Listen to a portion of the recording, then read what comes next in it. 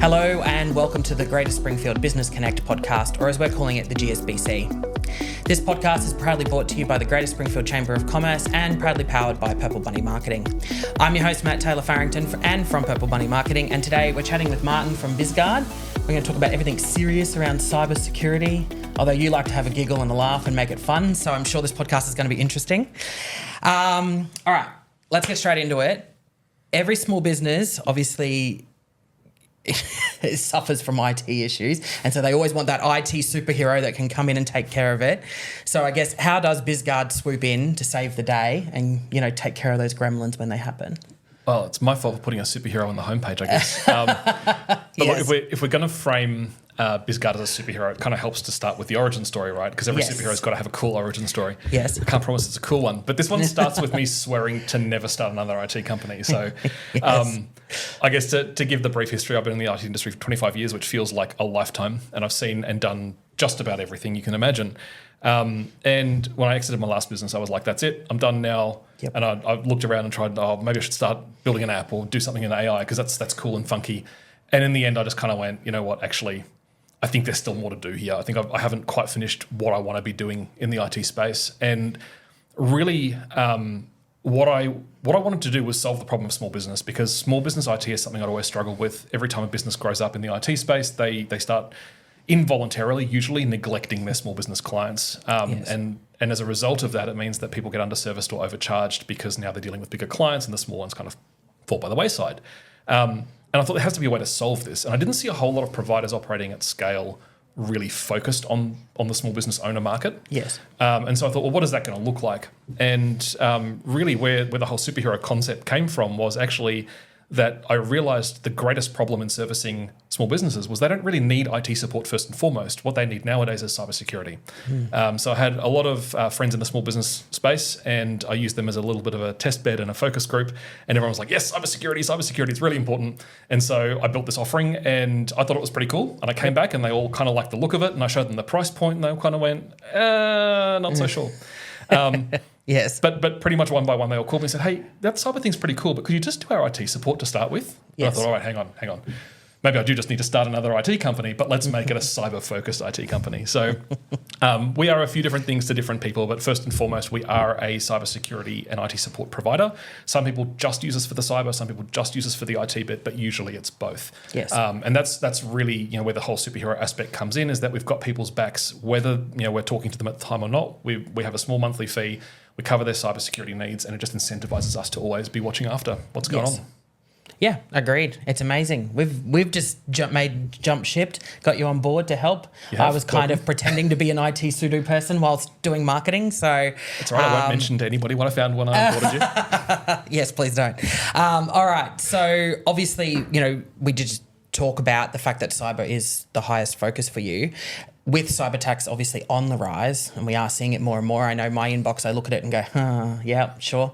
How does BizGuard's cybersecurity team kind of ninja-proof our business systems? The word systems is actually really interesting, and I want to double-click on that one for just a second, because the prevailing wisdom with cybersecurity, and again, it comes from the enterprise and corporate market, is that systems are really the most important thing to protect. But there's a whole aspect of cybersecurity that people kind of fail to grasp, even in the industry. And it's a failing of our industry, I think, in that we frame people as a risk. We see people risk management, human risk management, as being this discipline where how do we minimize the risk that staff pose to our business? Yes. And while there is some element of truth to that, if someone's trying to be malicious or malevolent, usually they're not, right? So why call it a risk? Because what they actually are is a vulnerability. Yes. And it's a vulnerability that requires protection. It requires somebody to actually help people to upskill and to improve their habits so that they don't expose the business. And so, ultimately from our perspective, yes, securing the systems is important, but most small businesses don't have that many systems. Yes. So it's really, really easy to get that part done because, from a tech perspective, that's not that difficult. It's really now we turn our attention to how do we protect the vulnerable people who are working in that business and the owner of the business, and how do we protect them against the cyber threats that are out there? Yeah, agreed. All right. Obviously, we may have covered that off just a little bit, but what do you think is the key to minimising the risk around cybersecurity? So I'm going to dimension this a little bit differently. There's a concept in cybersecurity called defense in depth, and that's been a thing for a long time. But what that basically refers to is that much like a bulletproof vest has multiple layers, cybersecurity has to have multiple layers as well, because there is no single product you can buy or service you can subscribe to that, hey, now I pay this thing and I'm 100% safe, right? Yes. That doesn't exist. But what we have been able to do is take a bunch of those different things that provide those different layers of protection and create a blended offering that includes all of those different things. So it's not 100% bulletproof, but it's the only way to really, shield yourself in an effective way is to cover off those different angles of attack. Yes, agreed. All right, so let's say I've got BizGuard in, or you're looking after my IT and protecting things. What happens though if one of my vulnerabilities clicks on that link? I'm learning the lingo. Yeah, and what happens if they click on that dodgy link? What would happen? How would BizGuard save the day? So I'll actually share a story for that one. Yes. So this happened a couple of weeks ago. About a month ago, a client of ours actually found themselves in that exact position. So what happened is she owns a small NDIS business. It's obviously dealing with a lot of sensitive data, and she was actually super distracted at the time, which is usually how it happens. She was about to walk into her son's graduation ceremony, and she's kind of standing out the front, quickly getting an email off, as you do when you're a business owner. No one's going in yet, all good. And then she got an email through that said it had a court document attached, and she was waiting for a court document to come through. So really nasty coincidence, right? Yes. Didn't bother to check. It said US court, not Australian court. Like it just said court document. She's like, oh, this is the thing I've been waiting for. Tapped on it really quickly, takes her to a 365 logon prompt on her mobile device, right? Her personal phone that has minimal protection on it. Yeah. That's how they get you. And then she's putting in username, password, multi-factor, and it gives an error. And that's where she's like, oh, I've got to go into the graduation, lock my phone, stick it in my pocket, away we go. So fast forward the clock 20 minutes, this comes onto our radar because we suddenly get a ping from our security operations center saying we've disabled this account due to a suspicious login. Yes. And so, we have a look at the logs of what that login included, and it was definitely suspicious, so they did the right thing. Yes. And part of the remediation process is obviously we try to call the person first, say, hey, you've just been locked out, here's why. Couldn't get a hold of her, called her off-sider, yep, not available, definitely a hack, okay, great. And then we just basically go through and clean the account. So there's a lot of different tricks hackers will use to try to maintain what's called persistence, which is where they can stay having access to your data or your email even after you've locked out the account. And we look for all those different things. We do an audit log check to see if they got into anything. Now, they had access for 20 minutes to that account between when it very first got breached and when our security operations center pressed the big red button. Yep. That's plenty of time for a whole lot of damage to get done, but fortunately in this case, nothing went wrong. Yes. So we checked the audit log. There was actually zero access of files or emails during that time. Thankfully, that was all good. We just cleaned it all up and reset the password, reset her MFA, and away she goes when she's back online again. So what's really interesting, though, is if you imagine what could have happened if that hadn't been picked up, they could have potentially had access quietly in the background, unbeknownst to them, for weeks or months, as sometimes happens, while they're just kind of lurking, watching for an opportunity to defraud you. Yeah.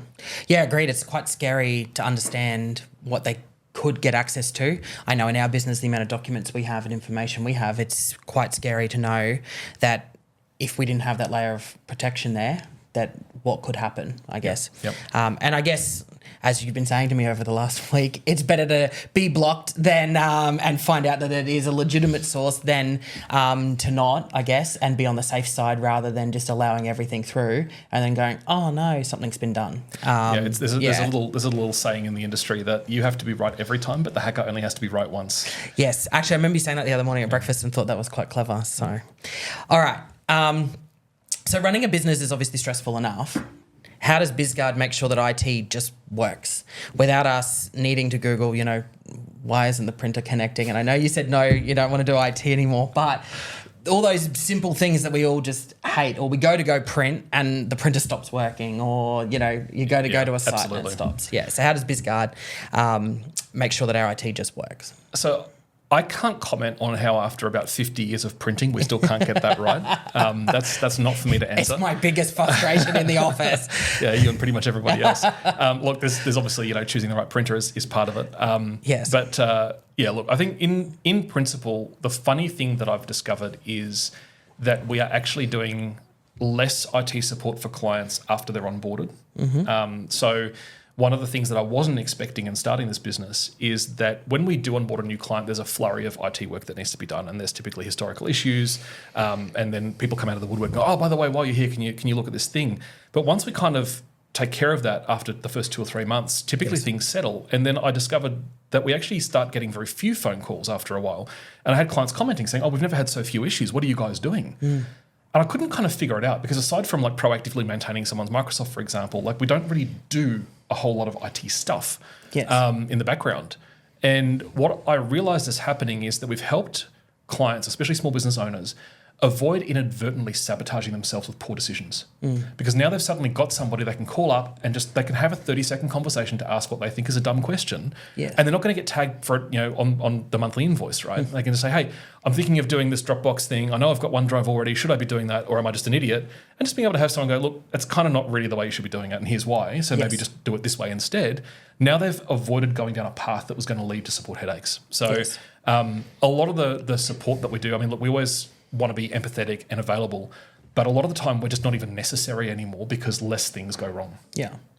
Yeah, agreed. I think having, I guess, that sounding block of someone that you can go to and go, hey, I need to do this, or I've got a problem, I need to solve it, and here's what I was thinking, and kind of have that, I guess, advice about what is the right thing. You can then make a more informed decision about your IT infrastructure and what you need for your business. Definitely, yeah. All right, so before we wrap things up, we've heard that you've got a bit of holiday cheer for business owners with a free Christmas offer. So tell us more. What is the offer and what is it? Okay, so a lot of people probably are running around like crazy at the moment. And I don't know about everybody else, but I swear to God that Christmas decorations appeared in shops at least 2 weeks earlier than last year. Yeah, and like a blink of an eye. Yeah, exactly. Walked in one day, they weren't there, then they were. 100%. Yeah. So I think everybody's keen for this year to be over, right? It's like, let's bring on Christmas, let's bring on the cheer, and let's get it over with. What a lot of people don't realize is this is also silly season for hackers and scammers. And that kind of makes sense when you think about it because there's a lot of online purchasing happening. We just had Black Friday. It is a bit of a silly season for pulling out the credit card. But it also is a place where people are taking holidays and IT providers are running on skeleton crews, and there is just less help available to support you when you do get attacked, which is, of course, great for them. So as part of that, we've gotten together with one of our partners, and they're the partner who provide us with the security training content that we use with our clients as well. And we've basically got 2 sets of cybersecurity awareness training that is completely free of charge, available to anybody. So we've got it on our website. There's 2 links. One is for business owners, staff, share it with colleagues, etc. The other one is for individuals, so mums and dads and friends and family.